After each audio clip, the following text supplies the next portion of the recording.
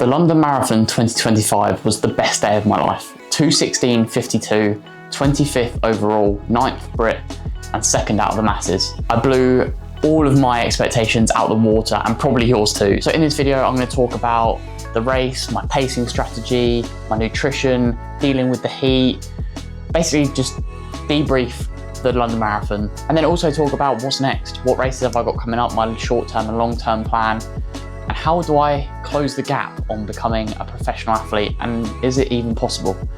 So first off, let's get out of this room. It's way too nice outside. Let's go find a nicer place to sit.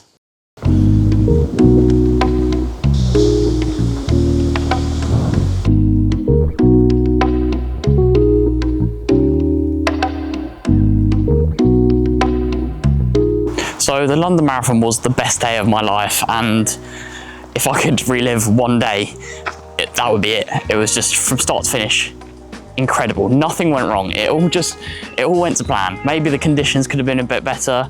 Maybe you change a few things to maybe give yourself the best chance to run slightly quicker. But ultimately, I couldn't really ask for any more. But I'm under no illusion that it could have quite easily gone badly, because a lot of people struggled. The heat, maybe the day got the better of them in terms of the occasion. So I'm just very thankful that ultimately I ended up with an amazing day for me, but I know that it could quite easily go the opposite way in the future. So I've got to kind of enjoy this one and be prepared for what comes next.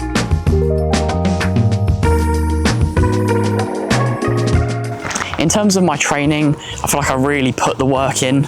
Obviously, it's not a phrase that I came up with, but the whole kind of fail to prepare, prepare to fail, I think it couldn't be more true when it comes to the marathon.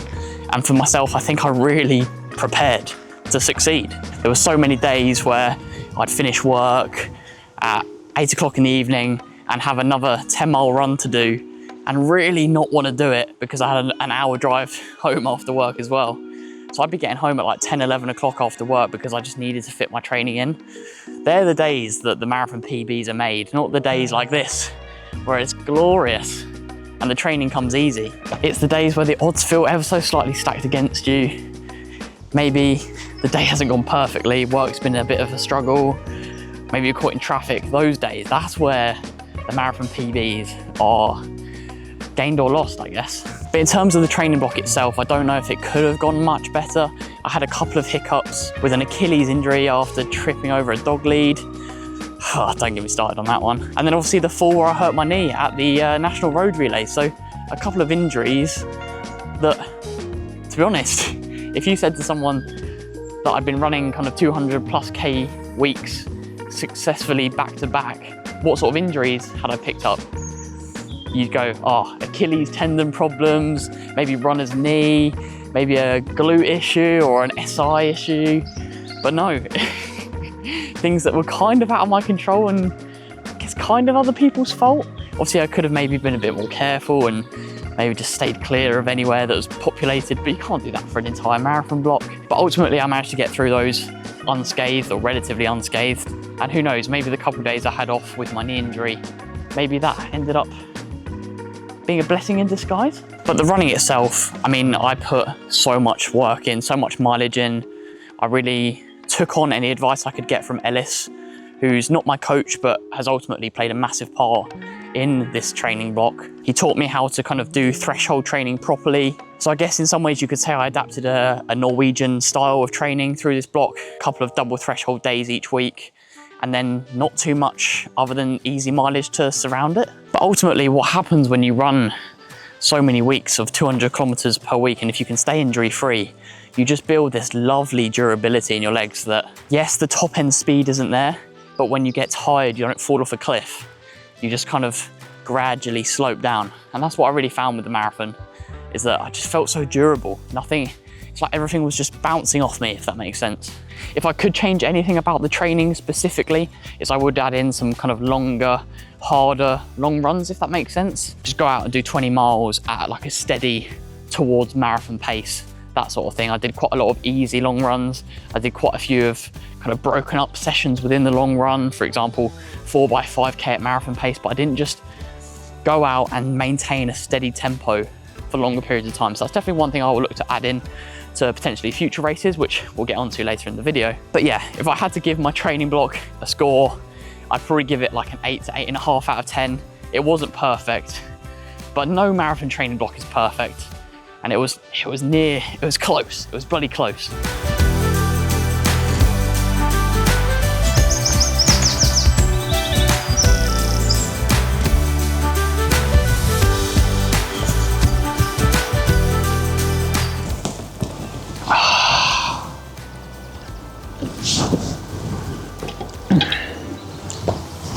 So talking about the race itself, and we obviously got this last minute curveball that was the heat. Suddenly the sun decided to come out, and that is just classic running, isn't it? For it to just give you possibly the hottest day of the year, the most important day of the year for majority of runners, the London Marathon. And I have to be honest, when I was in the kind of the championship entry starting pen, I remember saying to the guy next to me that the sun beating down on us, I just said, that sun feels quite hot, doesn't it? Because it did, just standing there, you just felt like it was beating down and really making you feel a bit uncomfortable and you just wanted to get out of it. So I was definitely a little bit nervous about the heat. So I made a conscious effort of trying to go out with that just a little bit more conservative and making sure that I didn't miss any of the first water stations, because I just knew that hydration was going to play such a massive role. And my original plan was always to go through halfway at 109. I felt like that was a comfortable pace. It gave me enough leeway if I was to blow up.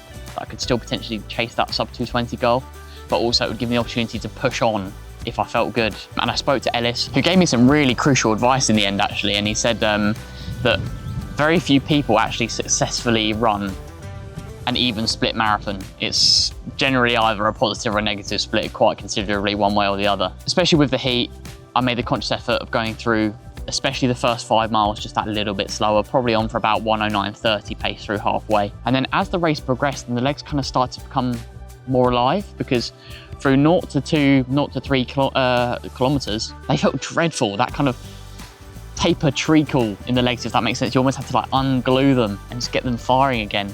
But then once they did come alive, and I think the downhill was actually definitely assisted in that, I started to feel fresh, or that taper kind of doing its magic.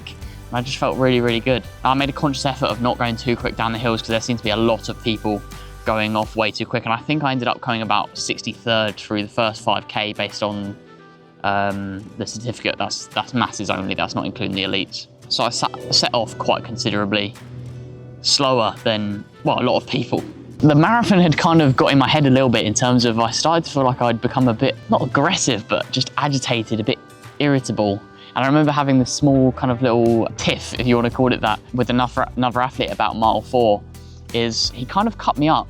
I spoke to him afterwards and he said he did apologise. He thought he'd indicated, and I just obviously didn't see it, so there was no harm done there in the end. But I remember snapping at him and just saying, look man, like, why are you cutting me up? There's open road. Why are you running straight into me, basically? It was just a misunderstanding. But the marathon had kind of been this sole focus for such a long time that I felt like now that it was here, I didn't want nothing. Well, nothing was going to ruin it. Nothing was going to stop me getting to the end.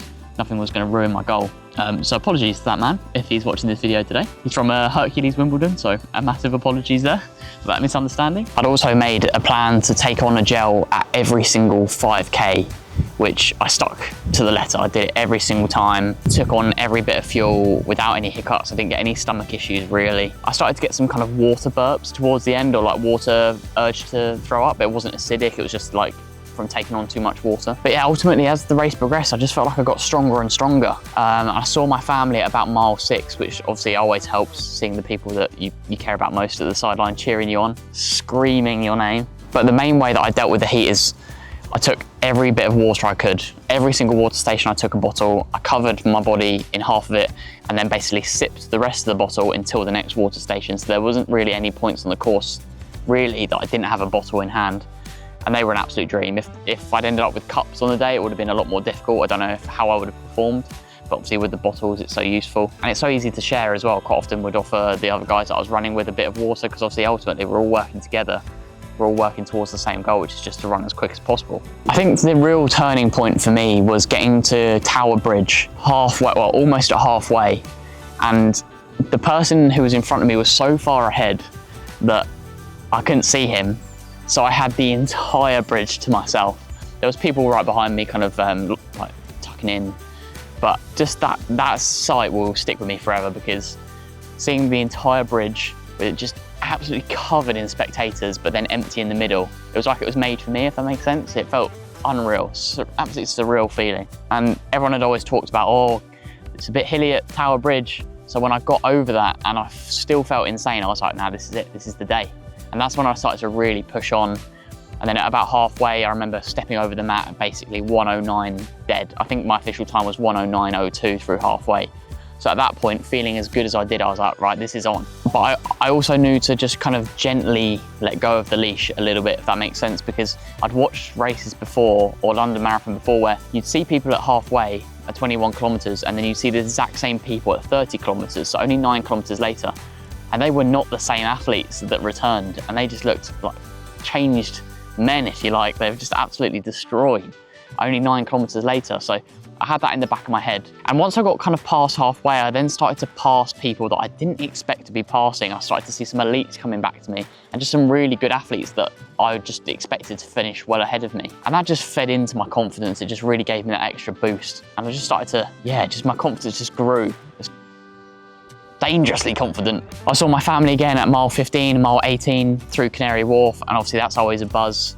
And I think once I got to mile 18 and had managed to kind of sustain the pace, and you'll see from my Strava splits that I basically didn't falter the entire race. I just felt so in control. But once I saw them, I knew that 8 miles was doable. So one thing I like to do in races is not really think about the distance, but more think about the time. So when I knew I had kind of 8 miles to go, I only knew that it's around 40 minutes. And I knew that I could work hard for 40 minutes. I knew I had that in me. And at that point, it was just about kind of trying to maintain. Don't need to empty the tank just yet. It's just keep ticking along, keep ticking down those miles, those kilometers. And more people were coming back to me, and more people were cheering my name. And it's just the absolute snowball effect. Oh, it's just absolutely unreal. Anyway, getting a little bit chilly here. Let's go find somewhere else to sit.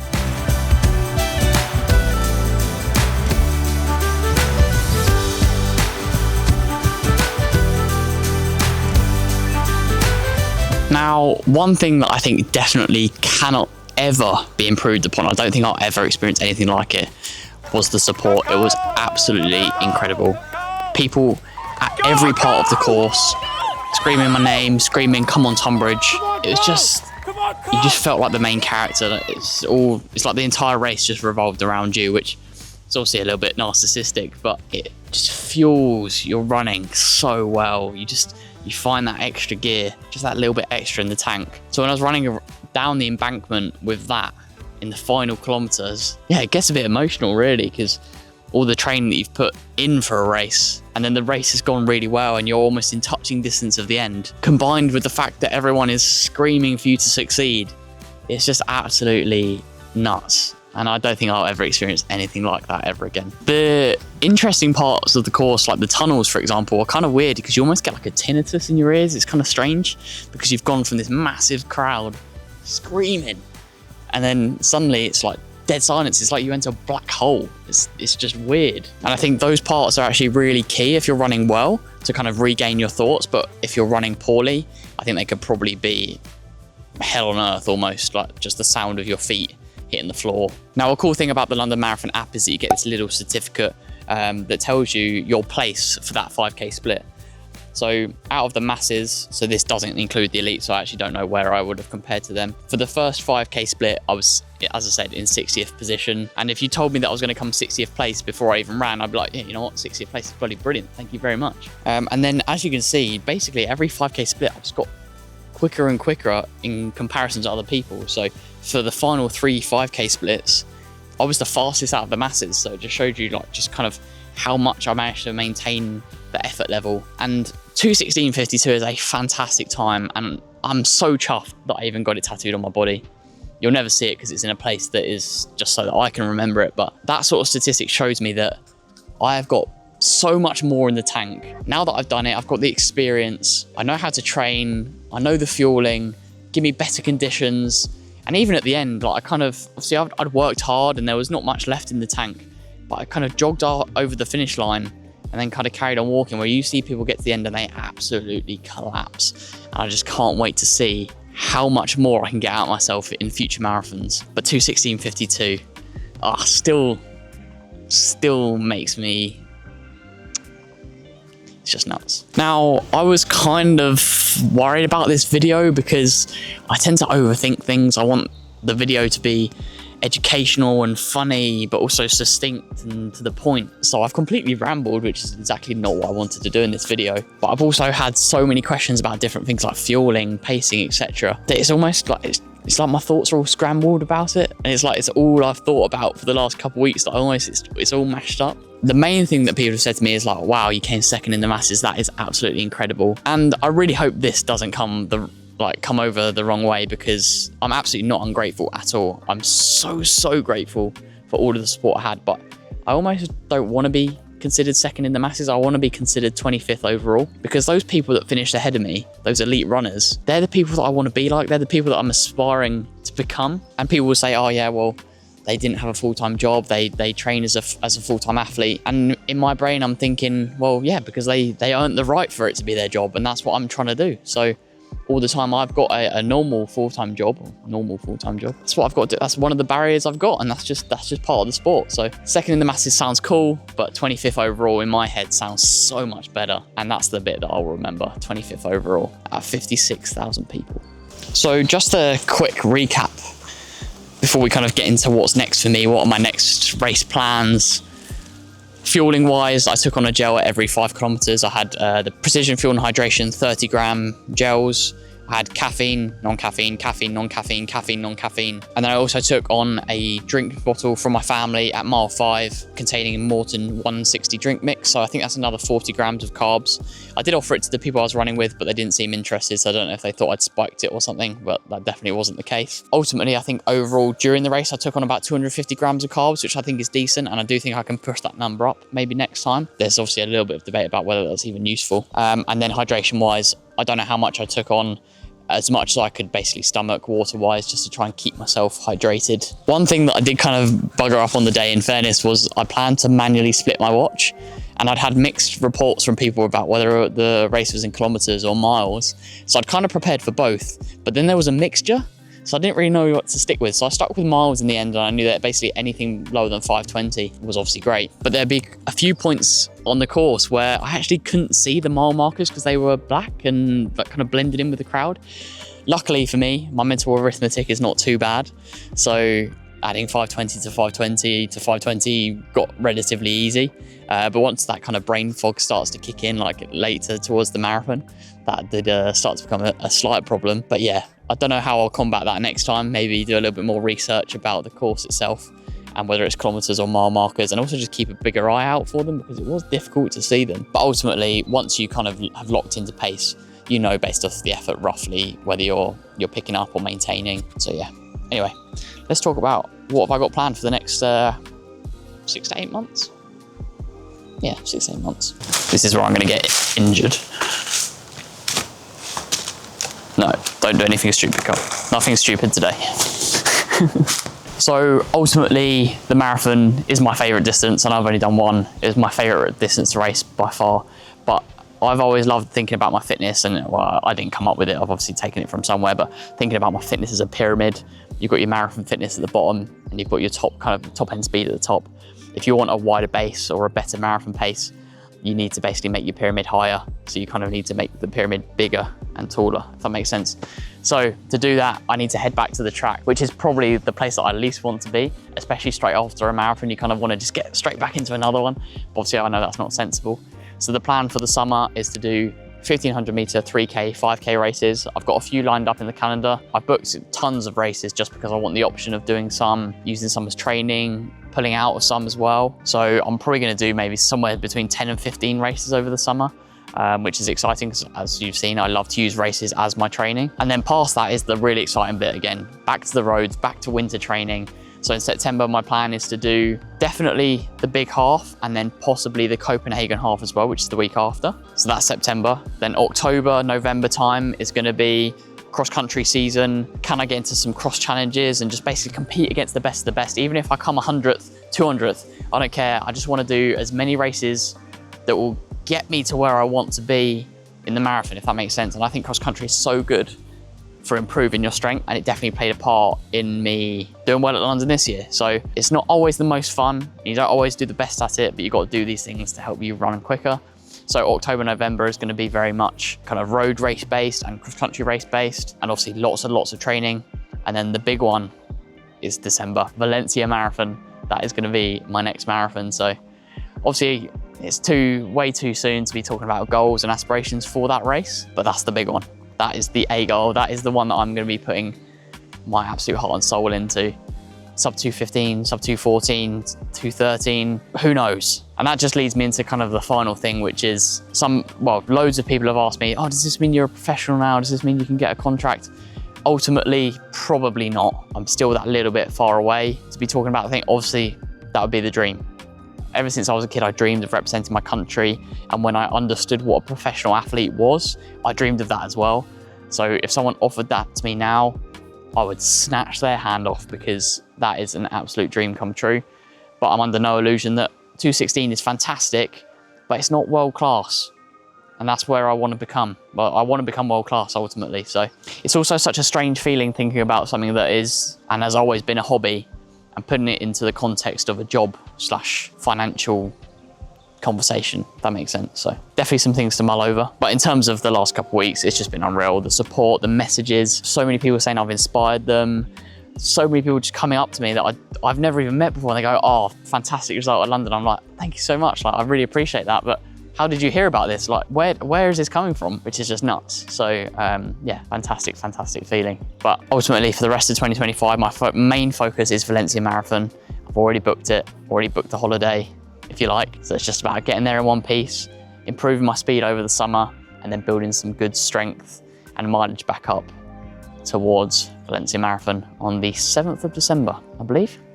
But anyway, I have rambled for long enough. Thank you for listening to this debrief. I hope it's actually been easy to follow, and I've actually covered all the topics I wanted to cover. I did make a little notes thing on my folder, but thank you for all the support. Honestly, it means so much to me. And just a final thing, a massive thank you to Adidas and Start Fitness. They've kind of sponsored this series, but they've requested absolutely no content from me specifically. Like, I haven't had to deliver any sort of content related to them, or shout them out a certain number of times, or do an integrated advert into videos, which has just been, it's just been bloody lovely. I've been able to just use the kit that they've sent me, enjoy the kit that they've sent me, use it in my training, but ultimately focus on the running, which is what I want to do. I'm a runner first, and always will be, before I'm a content creator.